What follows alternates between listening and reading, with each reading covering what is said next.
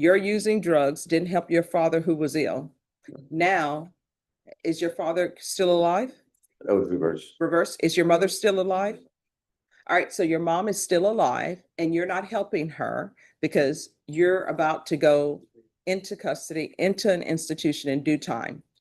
And when you still get out, you're going to come back out and you're going to use again. All right, the court is calling 2024 CR 6514 State versus Ruben Ibarra Solano Jr. Can I have parties announced? Megan Galloway for the state. Alma Benavides for Mr. Solano. And are you Mr. Solano? Yes, Your Honor. All right, did you review the document entitled Motion to Revoke Community Supervision with your attorney and the first amended motion to revoke community supervision with your attorney? Yes, Your Honor. And did you understand it? Yes, Your Honor. Are you the same Ruben Ibarra Solano Jr. who's placed on community supervision in 2024 CR 6514 for the offense of possession of controlled substance penalty group 1 less than 1 gram on July 30th, 2024 for a term of 3 years? Is that you? Yes. State? Violation of condition number 4 in Bexar County, Texas. The defendant Ruben Ibarra Solano Jr. did then and there fail to report to the supervision officer as directed on 4/7/25 in violation of condition number 4. How do you plead to that? True or not true? True, Your Honor. And Yes. we waive and abandon the remainders. Any objections to the waivers? No, Your Honor.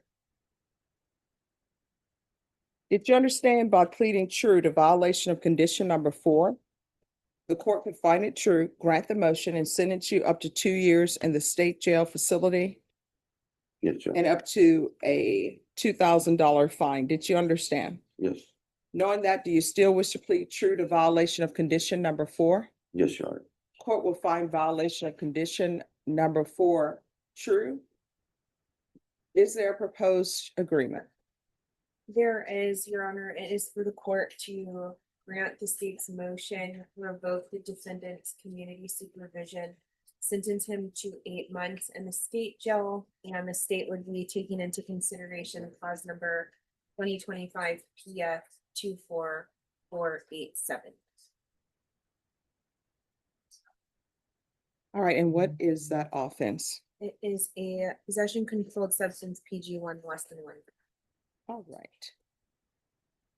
Is that the agreement? It is, counsel? Your Honor, it is, and we would also ask the court to consider giving him credit for the time that he was at ISF from October 30th of 2024 through March 3rd of 2024.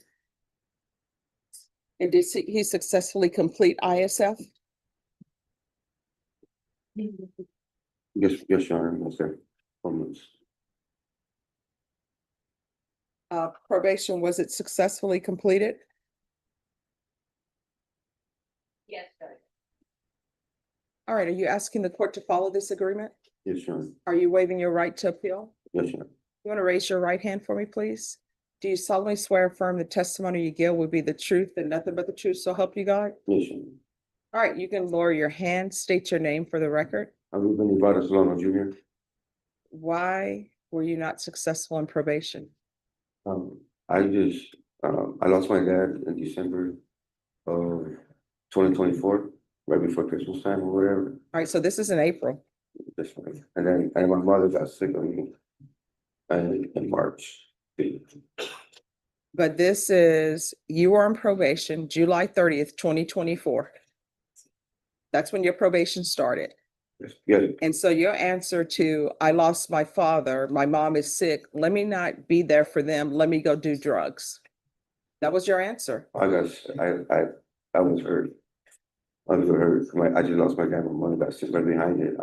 Yeah, so your answer was, let me go use drugs because that will definitely help the situation. You made choices. And either you are going to stop using drugs or you're going to either you're going to end up dead or you're going to end up in prison. That's the only two things that are going to end up happening. And your go-to when something traumatic is happening in your life can't be, let me go use drugs. You're using drugs, didn't help the people who were suffering because you lost your mom. You're using drugs, didn't help your father who was ill. Now, is your father still alive? That was reversed. Reverse, is your mother still alive? All right, so your mom is still alive and you're not helping her because you're about to go into custody, into an institution in due time. And when you still get out, you're gonna come back out and you're gonna use again. And then you're gonna put that at your mom's doorstep. And how old are you?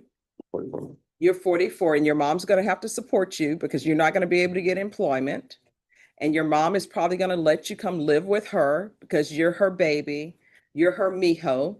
Did I say that right? Yes. It's gonna be, oh, my mijo, right? And you're gonna come stay with her. You're not gonna work. You're gonna use drugs. You're gonna look her in the eye. You're gonna be dishonest with her and say, I'm gonna do better. I'm not gonna use again. Then she's gonna expect that you're using and gonna suspect that you're using. And you're gonna look her in the eye and you're gonna tell her a story that's so believable. And she's gonna wanna believe it because you're her mijo. And then she's gonna wake up one morning and you're gonna have stolen from her because you're gonna have to support her habit. So either you're gonna change or you're not gonna change. But if you choose not to change, don't put that on your mom's doorstep. Be the best person that you can be by writing her a letter and say, hey, mom, I got this great job. I'm working in the oil fields. I'll be able to visit you whenever I can. Then that way she'll think her mijo is doing excellent in the oil fields and she won't have to see you lose your way. You understand? All right, the court is going to grant the motion, sentence you to 8 months in the state jail facility. Take in consideration 2025 PF 24487. There's a $2,000 fine. The court will give you credit for any time served and credit for any time served for successful inpatient treatment. And let me just tell you, the reason why I'm giving you credit for the time you serve inpatient is because legally I must. If legally I didn't have to, I wouldn't give it to you because it appears that you didn't learn anything. You understand? Yes, sir. All right. I'm going to show you what's entitled Trial Court Certification of Defendant's Rights to Appeal. Did you review that with your attorney? Did you understand it and sign it? Yes, sir. All right, because this plea bargain agreement, because I followed your plea bargain agreement, and because you waive your right to appeal, you do not have the court's permission to appeal. Because this is a felony conviction, you're not allowed to own or possess any weapons or ammunition. If you have a question over what that is, you'll need to speak to an attorney. And I'll suggest the therapeutic community as well. You'll have to request it. And they will either put you in the program or not, but it's to help you with any drug issues you may have. Do you understand? Yes, sir. All right, when you're released, if you can't find a place to stay or transition with your sobriety, if I'm still here, you come back here, I'll make sure you find a place for you. They're gonna take up prison ministry. I'm gonna go to that place too. So All right, so here's the thing. You're saying good things right now. You need to hold on to that. And again, write that letter to your grandmother, or to your mom, and tell her, I got my life together. I'm going to be working in the oil fields and I will see you as soon as I can. Write her that letter. And then when you're clean and sober, drop in to see her so that she can see you and know that you're doing okay. And then say, I'm going back off to the oil fields. And once you have a track record of being sober, then maybe you can see her more often. You understand? All right, good luck to you. Yes, ma'am. Thank you, Judge. Thank you. Have a good one. Yes.